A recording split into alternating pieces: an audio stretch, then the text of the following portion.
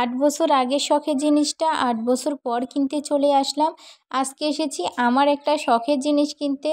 প্রতিটা মেয়েরই স্বপ্ন থাকে যে তার শখের জিনিসগুলোকে দিয়ে তার সংসারটাকে সাজাবে। তো আমারও অনেক শখ ছিল যে আমার রুমের মধ্যে একটা প্লাস্টিকের ওয়ার্ড্রপ থাকবে, আর আমার আগে থেকে এই ওয়ার্ড্রপগুলো খুবই পছন্দের ছিল। তো কেনা হয়নি, ফাইনালি আজকে সেই দিন যেদিন আমি ওয়ার্ড্রপটা কিনতে চলে আসলাম।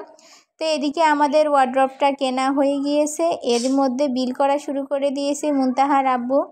মেয়েরা তো শখ আর স্বপ্ন নিয়েই বাঁচে, আর স্বপ্ন দেখতে দেখতে একদিন সেই স্বপ্নগুলো পূরণ হবে সেই আশা নিয়েই প্রতিটা মেয়েই বাঁচে। তো আমিও তার ব্যতিক্রম না, আমার অনেক দিনের শখ আজকে পূরণ হলো। তো ভ্যানে করে আজকে বাসায় যাচ্ছি ফাইনালি, এটাও একটা নতুন অভিজ্ঞতা হলো। আমি এর আগে কখনো ভ্যানে করে কোথাও যাইনি, ফার্স্ট টাইম ভ্যানে করে আসলাম। তো এদিকে আমাদের ওয়ার্ড্রপটাও নিয়ে আসছে বাসার মধ্যে। তো মুনতাহার আব্বু আর ভ্যানের লোক মিলে বাসার মধ্যে ওয়ার্ড্রপটাকে ঢুকাচ্ছে, আর আমরা ওয়ার্ড্রপটা রাখার জন্য কোনো জায়গা খালি করিনি। যেহেতু আগে থেকে কোনো প্ল্যানিং ছিল না, হঠাৎ করেই বাইরে গেলাম আর হঠাৎ করে কিনে নিয়ে আসলাম। তো তাই আর কোনো জায়গা খালি করা হয়নি। এরই মধ্যে মুনতাহার আব্বু জায়গা খালি করা শুরু করে দিয়েছে। তো আমার অনেক আগে থেকে প্ল্যানিং ছিল যে আমি যদি ওয়ার্ড্রপ কিনি তাহলে সেই ওয়ার্ড্রপটাকে আমি আমার টিভির নিচের অংশটাতে রাখবো। তো সেই কারণেই টিভিটাকে আমি একটু উপরেই ডিল করে বসিয়েছি। তো এই দিকটাতে জায়গা খালি করে নিয়েছে। তো মুনতাহার আব্বু ওয়ার্ড্রপটাকে সেট করে নিচ্ছে।